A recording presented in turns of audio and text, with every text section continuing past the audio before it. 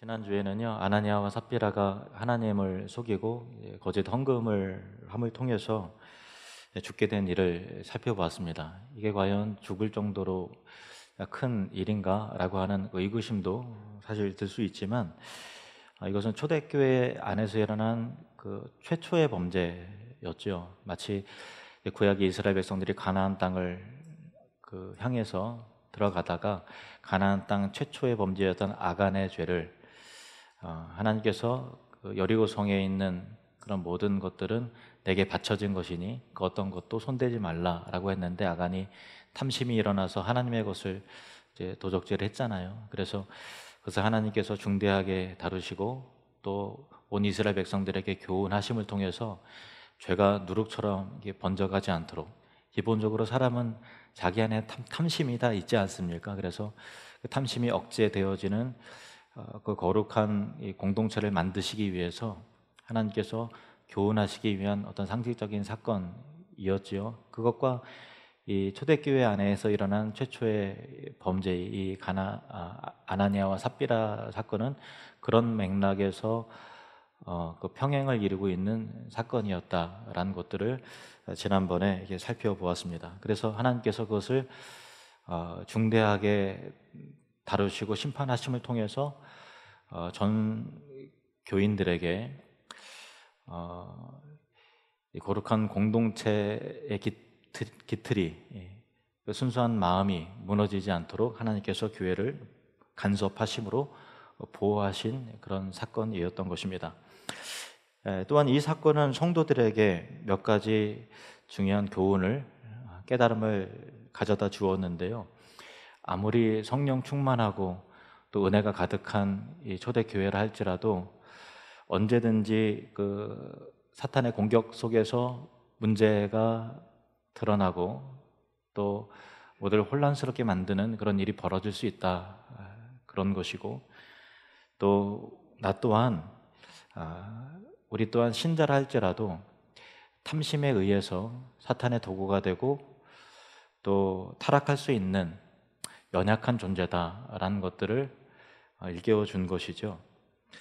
이처럼 참 베드로를 위시한 사도들이 직접 목회하고 있는 초대교회도 이렇게 불완전하고 사고가 일어났다고 한다면 지상에 있는 모든 교회는 더 말할 것도 없죠.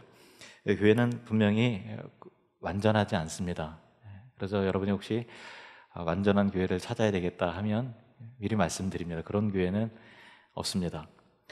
물론 이제 상대적으로 더 건강한 교회가 있고요, 또 건강하지 못한 병든 교회도 분명히 있습니다.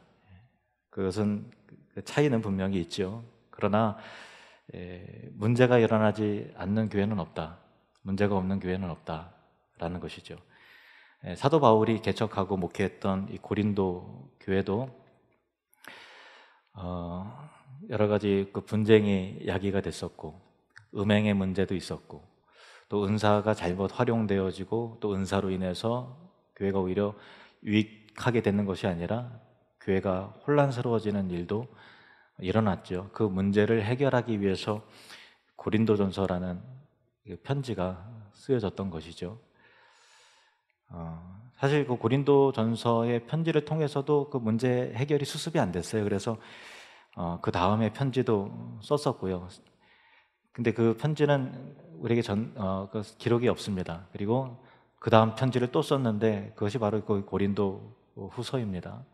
이처럼 여러 가지 서신들이 존재했던 이유는 개인이든 교회든 간에 계속해서 문제가 야기가 됐기 때문에 그 문제를 해결하고 수습하기 위해서 여러 가지 성경들이 기록된 거를 봐도, 아무리 참 이 대단한 사도들이 목회를 한다 하더라도 여전히 우리는 죄인인지라 여러 가지 크고 작은 문제들이 계속해서 일어날 수밖에 없다라는 것이죠.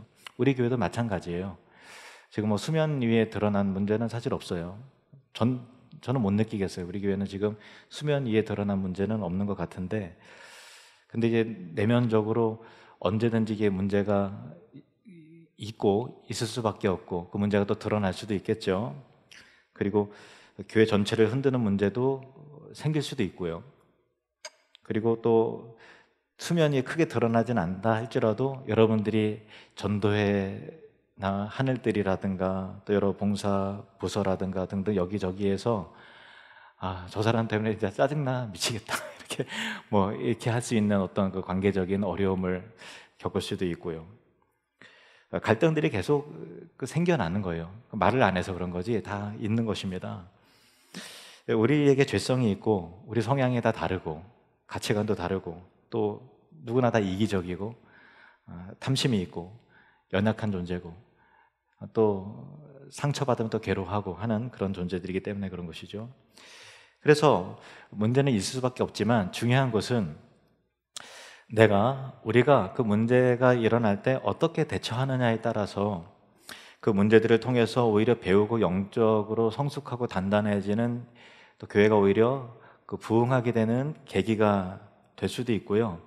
아니면 반대로 그 문제로 인해서 실족하여 걸려 넘어질 수도 있게 되는 것이죠. 그 선택은 여러분이 하는 겁니다. 우리가 하는 거예요. 개인이 하는 것입니다. 여하튼 아나니아와 삽비라 사건이 그 충격적으로 죽게 된 사건은 늘 보던 동지였는데 잘못해서 이렇게 죽게 된 것은 얼마나 충격에 빠졌겠어요. 이런 결과를 가지고 왔습니다. 11절 말씀 11절 같이 읽겠습니다. 시작.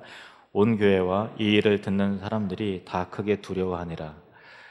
두려워했다는 거예요. 이 두려워했다라는 단어는 이 공포, 막 떨리듯이 막 두려워했다. 여러분 생각해 보세요. 여러분이 잘 아는 집사님이, 권사님이 어느 날 갑자기 죽었어요. 잘못했다고. 그게 죽을 것도 아닌 것 같은데 죽었단 말이에요. 그러니까 얼마나 두려웠고 무서웠겠어요. 그죠?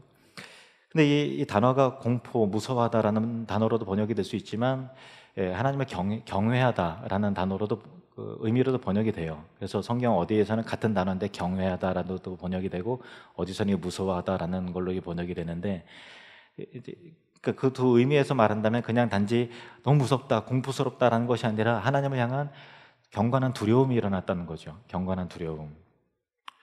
이 경건한 두려움은 교회 공동체 안에서도 일어났고 이 일을 들었던 그 현장에 있었던 사람들은 말할 것도 없거니와 이 일을 이랬대, 이런 일이 일어났어 라고 듣는 사람을 오싹하게 만들고 심지어는 교회 공동체 밖에서 이야기를 듣는 사람도 두려움이 일어났다라는 거예요. 예루살렘 성읍이 들썩할 정도의 두려움이 일어났다라는 것입니다. 이 두려움은 다음과 같은 변화를 가져오게 했습니다. 12절에서 14절 말씀. 사도들의 손을 통하여 민간에 표적과 기사가 많이 일어나며 믿는 사람이 다 마음을 같이하여 솔로몬 행각에 모이고 그 나머지는 감히 그들과 상종하는 사람이 없으나 백성이 칭송하더라. 믿고 주께로 나오는 자가 더 많으니 남녀의 큰 무리더라. 아멘. 그러니까 그 두려움은 믿음의 사람들로 하여금 하나님을 경외하는 경건한 그 두려움 속에서 믿음이 더욱더 성숙하고 단단한 믿음을 갖게 했던 거예요. 그러니까 내 안에 있었던 그 탐심도 누구나 다 탐심이 있는 거잖아요. 아나니아와 삽비라에게만 해당되는 것이 아니라 사실 나도 하는 그런 마음이 다 있는 것 아닙니까?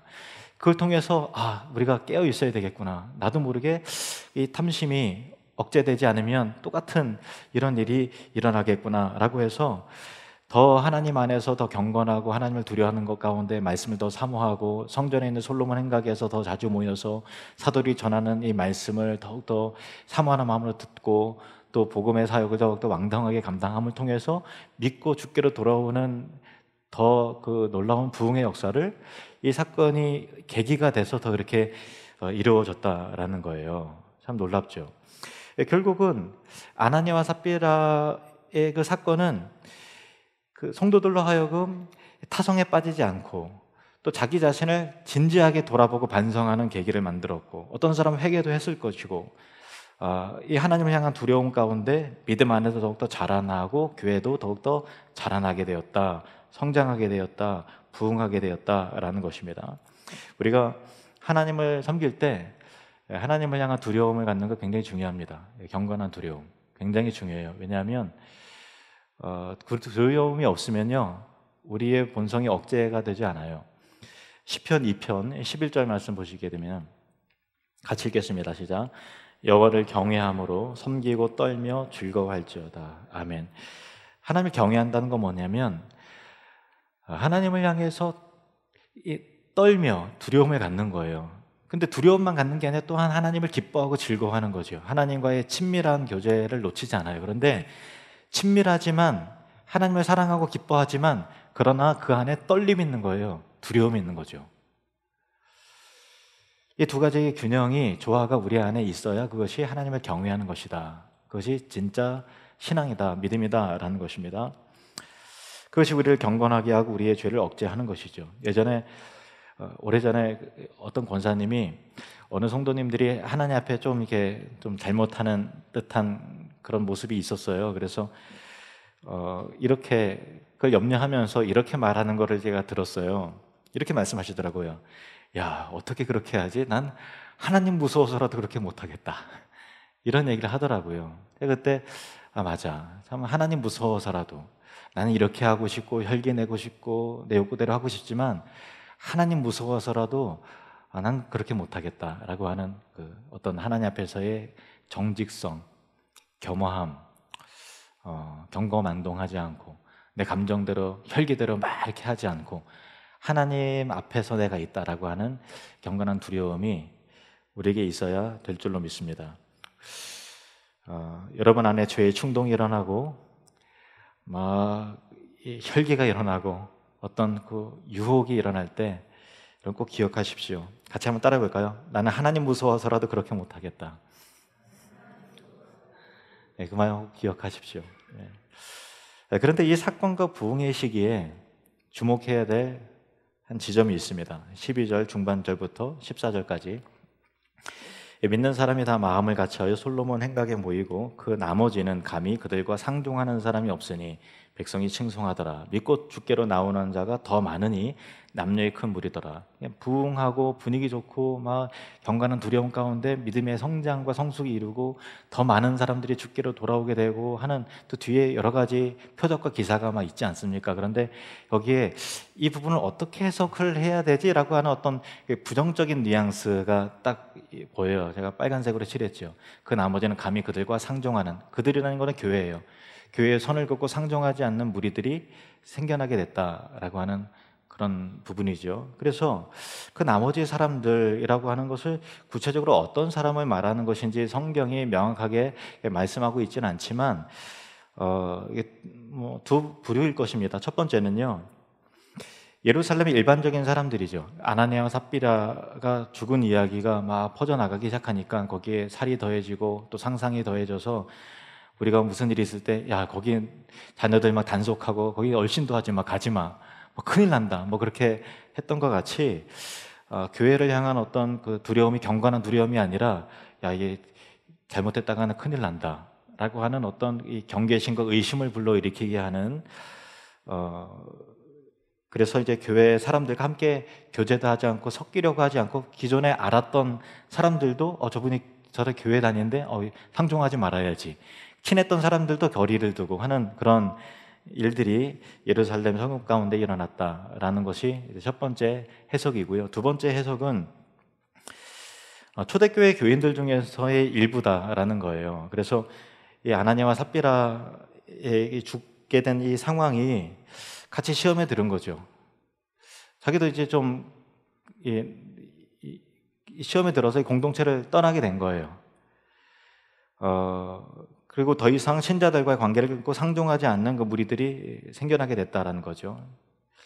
그러니까 내가 복받고 잘 되려고 예수님 믿고 또 이 공동체에서 내가 좀 이렇게 인정받으려고 이렇게 해서 교회 다녔지, 실수하다가 그런 험한 꼴 당하면서 죽을 것 같으면 내가 왜 하나님 믿냐, 내 손해인가 아닌가라고 하는 어떤 그런 마음들, 그리고 다 은혜 받아서 어떤 사람들은 재산을 팔아서 뭐 헌물 드리고 하는데 자기는 그러고 싶지 않은데 그 마음도 불편한 거죠. 그러니까 그냥 이렇게 스스로 시험에 든 거죠. 그런 일일 수도 있고, 어떤 이 사건이, 아나니아와 삽비라의 죽음이 또 다른 말과 퍼져나가면서 또 다른 오해를 일으켜서 이거 뭐 베드로가 잘못한 거 아니야? 라고 하는, 아무리 그래도 그렇지 하는 그런 어떤 일로 인해서, 오해로 인해서 시험에 들을 수도 있겠죠. 잘 모르겠습니다. 성경에 분명히 나오지 않았지만 이유에 어떻든 간에 분명한 것은 이 사건을 통해서 공동체와 손을 긋고 교회에서 이탈되는 사람들이 생겼다라는 거죠. 상종하지 않는 사람들이 생겼다라는 것입니다. 우리 교회도 어느덧 이제 30년이 이제 훌쩍 지났습니다. 작년 12월에 30주년 감사 예배를 드렸죠. 임직식도 하고요. 근데 30년의 세월이 그냥 간다고 가는 건 아니죠. 그냥 지나가는 세월이 아닌 거예요. 30년의 세월 동안 참 많은 사건과 일들이 있었어요. 3년 전에 끝안내교회 하나님 앞에 또 건축하여 드렸고, 올해도 또 특모방 교회 건축의 일들이 있고요. 선교적인 일들이 있고, 또 몇 년에 한 번씩 임직식도 있어서 또 공동의회도 직분자도 세운 일들이 있고, 우리 교회는 지금까지 소예배실 한 번 건축하고 또 2층으로 증축하고 또 이 땅을 사서 또 예배당 짓고 또 3층 증축하고 확장하고 하는 두 번의 건축과 두 번의 확장 공사가 또 있었죠. 신앙생활을 교회 함께 하다 보면은 이게 무수히 많은 사건과 일들과 또 일들을 경험하게 돼요. 또 크고 작은 일들이 있죠.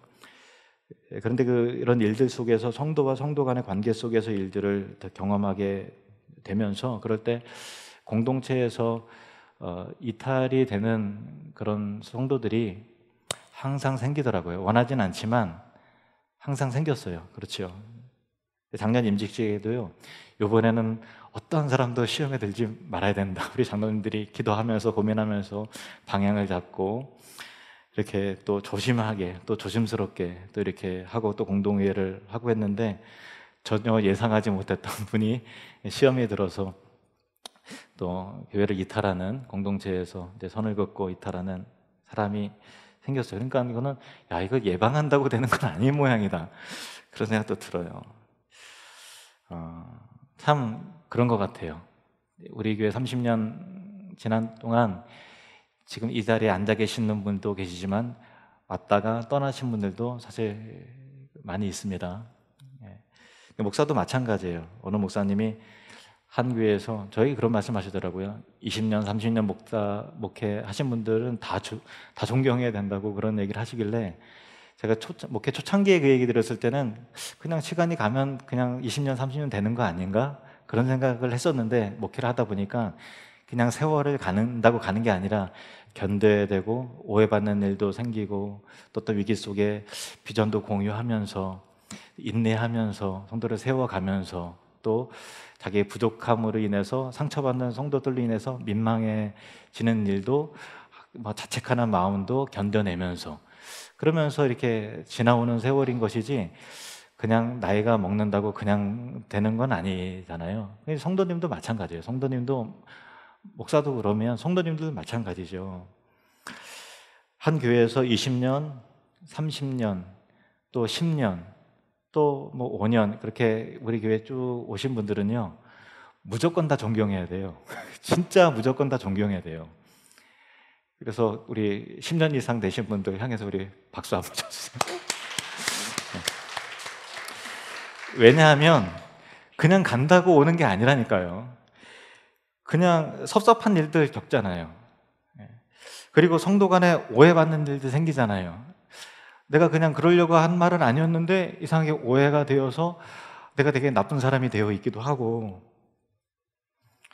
또 실제로 너 잘못했는데 그 사람이 이 일을 통해서 괴로워졌어요. 그래서 자책하는 마음 때문에 나 같은 거는 그냥 하면서 이렇게 스스로 괴로워하기도 하고, 또 막 혈기를 부렸다가 후회하기도 하고, 그죠? 내가 왜 저분한테 욕을 먹어야 되지? 하는 그런 마음도 들기도 하고, 또 저에게는 얼마나 많은 시험에 들었겠어요. 목사님 나한테 무관심한 것 같아. 그런 마음도 우리 교회 성도들 중에서 80%는 저에게 그런 얘기를 들었을 것 같아요. 아니 90%는 될 것 같아요. 아니 100% 들을 것 같아요. 근데 저는 대부분 다 그렇기 때문에 그렇다고 특별히 편애하진 않아요. 다 대부분 좀 무심해서 그러지 그게 탈이지, 특별히 눈에 두드러지게 누구를 아끼고 그러진 않아요. 그렇기 때문에 그냥 여러분들이 그냥 시험 들어도 그냥 나만 그런 게 아니니까 하고 더 견디내시는 것 같긴 합니다. 그리고 또 직분자 투표에서 또 떨어지기도 하고, 그죠? 또 직분자 투표뿐만 아니라 투표에도 못 올라가기도 하고 전도에서 왕따를 당하기도 하고요. 또 교회의 결정과 방향에 대해서 충돌이 일어나기도 하죠. 이건 아닌 것 같은데 왜 이렇게 결정할까라고 하는 불만도 생기기도 하고, 또 사탄의 시험에 들기도 하고요. 헌금에 대한 부담도 있죠. 자유롭게 하라고 하지만 왠지 부담이 되고 압박이 되고 하는, 안 하면 나는 뭐가 되지 하는 그런 부담이 여러분에게 있을 수 있죠. 그리고 차별받는 것 같은 그런 마음, 또 봉사에 대한 고단함, 쉬고 싶다. 근데 대체할 사람이 없어요. 목사님 계속 하라 그러지. 나는 지쳤지. 그런 여러 가지 상황들, 아무도 나를 사랑하지 않고 인정해 주지도 않는 것 같은 외로움, 뒷담화 등등, 기타 등등, 기타 등등, 그러한 모든 것들이 다 있는데 이 자리에 계신 분들은 다 있어요. 그런데 어쨌든 그것을 견뎌내고 눌러오고 그냥 확 갈까? 선 그을까라고 하는 생각도 있었지 모르겠지만 어쨌든 다 참고 견뎌냈기 때문에 이 자리에 있는 것이지 그냥 온 건 아니에요. 그렇죠? 그냥 온 건 아니란 말이에요. 이게 정말 쉬운 일이 아니죠. 우리 옆 사람에게 이렇게 칭찬하며 격려하십시다. 잘 견디셨습니다. 예, 잘 견디셨어요. 잘 견뎌내셨습니다. 아나니아와 삽비라 사건은 지상의 교회가 완전하지 않다, 우리 또한 완전하지 않다, 그리고 아나니아와 삽비라 안에 있었던 거짓과 부패함과 어떤 수단과 방법을 동원해서라도 여기에서 내가 위치를 만들어내고 싶고 또 어떤 영향력을 행사하고 싶다라고 하는 자기 안에 있었던 탐심과 교만과 부패한 마음이 다 있다라는 것을 깨닫게 됐는데, 어떤 사람은 그걸 통해서 경건한 두려움을 통해서 믿음이 성장이 되었고, 어떤 사람은 이러려면 내가 왜 교회를 나가냐, 나만 손해 아니냐, 이렇게 해서 이탈되어서 공동체와 선을 긋고 상종하지 않으려고 하는 사람들이 생겨나게 됐다. 근데 다수는 이 일을 통해 더 믿음이 더욱더 자라나게 되고 성숙하게 됐다라고 하는 내용이 우리가 얼핏 읽으면 놓치기 쉬운 이 본문에 있는 것이죠. 이 일을 통해서 여러분, 교회가 떠나고 싶은 마음이 들 수도 있어요. 그런데 교회가 여러분이 어떤 이제 이사를 하거나 직장 문제나 또 그런 부분이 아니라면, 교회가 꼭 기억하세요. 복음이 없고 생명을 잃어버리고 진리에서 떠난 문제다, 교회에 진리가 없다라는 문제라면은 여러분 권면드립니다. 뒤도 돌아보지 말고 떠나십시오. 그건 떠나야 돼요. 진리의 문제, 진리가 선포되지 않고 복음이 흘러가지 않고 하나님의 비전이 세상적인 어떤 그 비전이고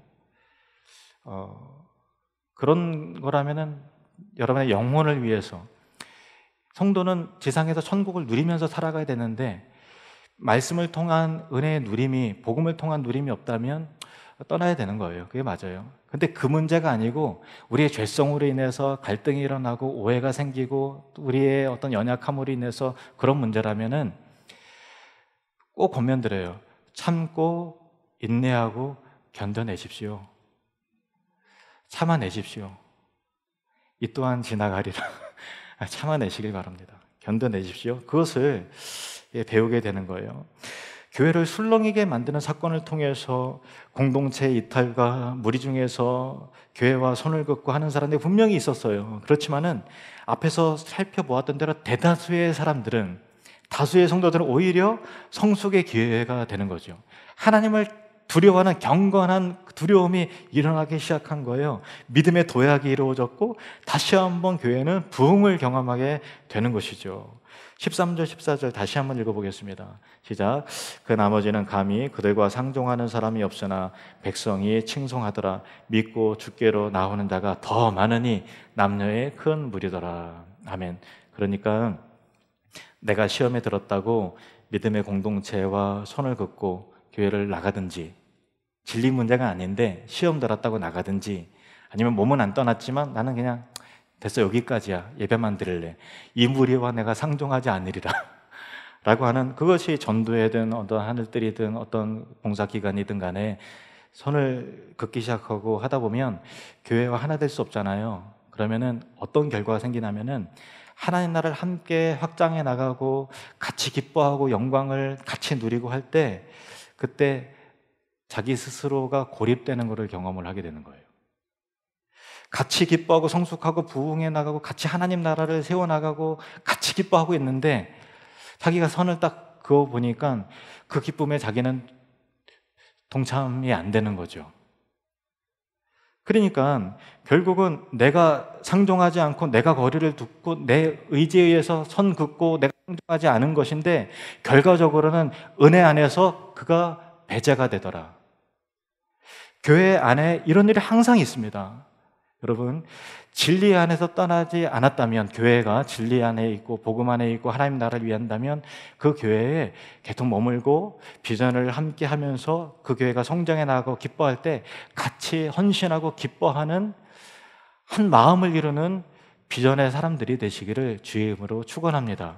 섭섭한 일 있을 수 있어요. 시험 드는 일 있을 수 있어요. 보기 싫은 사람 있을 수 있어요. 저 때문에 얼마든지 시험 들을 수 있어요. 그러나 하나님을 두려워하는 마음 가운데 선을 긋지 말고 마음 추스르시면서 인내하시면서 견뎌내시면서 하나님의 영광을 같이 참여하면서 누릴 수 있는 그 풍성한 은혜를 같이 기쁨으로 누리는, 한 명도 배제되고 한 명도 손 긋고 상종하지 않으리라 이탈되는 성도 없는 그런 우리 하늘드림교회 성도들 되시기를 주님의 이름으로 축원합니다.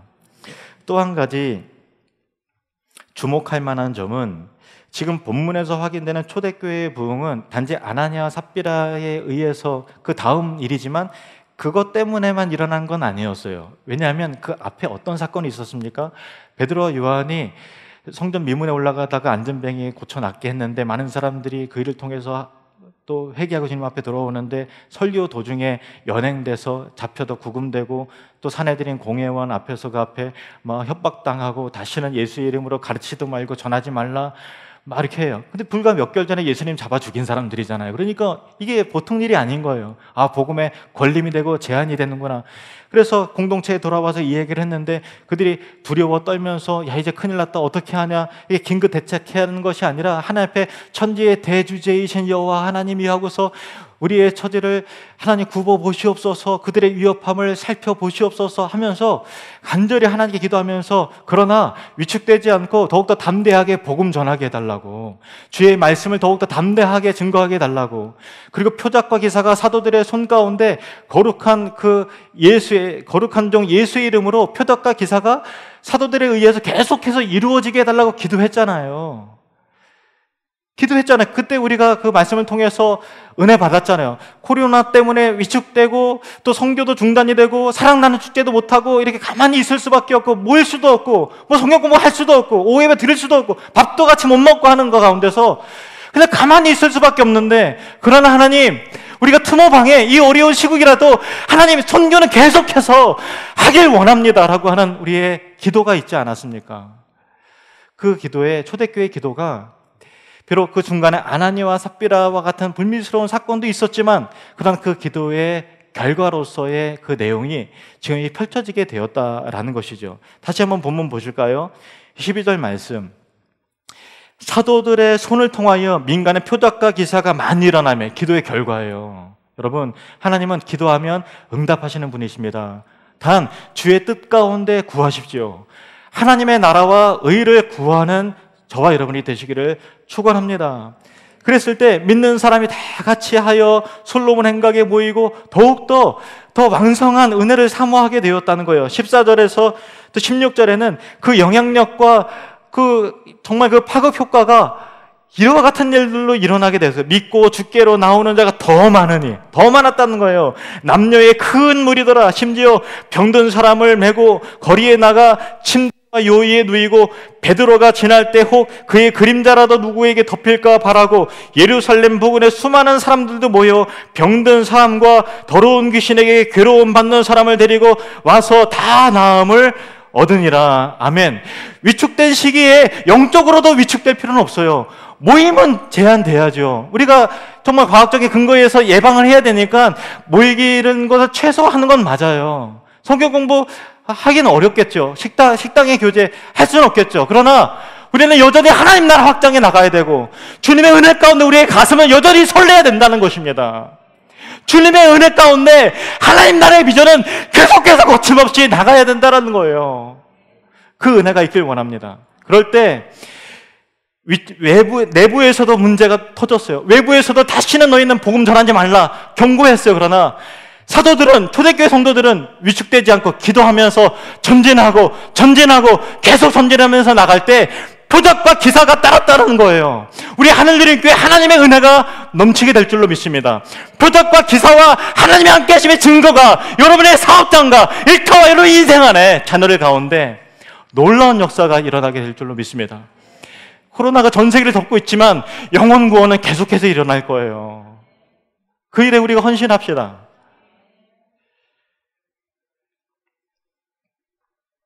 초대교회에 그런 경험이, 그런 역사가 일어났던 것 같이 투모방 선교를 통해서 하나님은 틀림없이 영광을 받으실 것이고 정말 많은 교회가 위축되고 있고 어려움을 겪어요.